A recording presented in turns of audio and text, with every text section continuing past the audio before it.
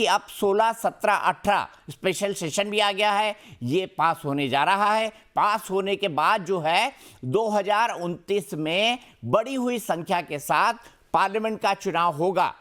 BJP से master stroke कह रही है, आप क्या मानती हैं?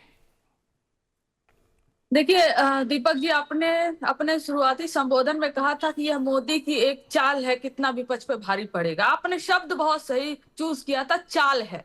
और सबसे पहले कि अगर अब बिल पास होने जा रहा है तो 20 सितंबर 2023 को लोकसभा में यह बिल पास हो चुका है और 21 सितंबर 2023 को राज्यसभा में यह बिल पास हो चुका है। तो अब स्पेशल बिल किस बात के लिए पास हो रहा है? क्या इसमें कोई संशोधन हुआ है? किस बात का और कौन सा बिल फिर से पास हो रहा है? और दूसरा अहम सवाल, नहीं, ताकि आपने दो कंचना बातें इसको कही। पहला कि डिलिमिटेशन, इसको जनसंख्या और डिलिमिटेशन से इसका लिंक हटाया जा सके और 2011 की जनगणना के आधार पर सीटें तय की जा सके, 2021 के आधार पर नहीं, ये चाहती है सरकार।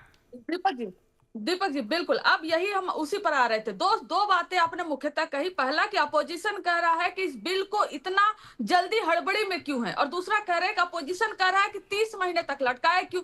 भाई सवाल तो वही उठता है ना दीपक जी, जब 20 सितंबर और 21 सितंबर को यह बिल पास हुआ और सबने इसके फेवर में वोट किया कि यह संशोधन मांगते हुए को ओबीसी महिलाओं को इसमें ऐड किया जाए, उनके लिए संशोधन किया जाए, तो आपने इस बिल को 2029 तक क्यों लटकाया? आपने कहा कि जो परिसीमन होगा, जो नया हमारा जनसंख्या जो गणना होगी, हालांकि हम लोग जातिगत जनगणना की मांग कर रहे थे, तो वो जनगणना नहीं होकर आप अगर 2011 पे ही करना था तो आप 2023 में कर देते। 2024 का लोकसभा सामने था, 2024 के लोकसभा में ही आज 33%, मिनिमम 33% महिलाएं आज पार्लियामेंट में होती, चाहे वो लोकसभा होता। और हमारी कई और मांगे थे कि ये लोकसभा के लिए है, यह जो है विधानसभा के लिए है, लेकिन यह राज्यसभा के लिए नहीं है, यह विधान परिषद के लिए नहीं है। तो ये हमारी मांगों को इंक्लूड नहीं किया गया इसमें। और 2024 जब 23 में पास हो रहा था तो 23 में पास करके 24 में क्यों नहीं इसको लगा दिया गया?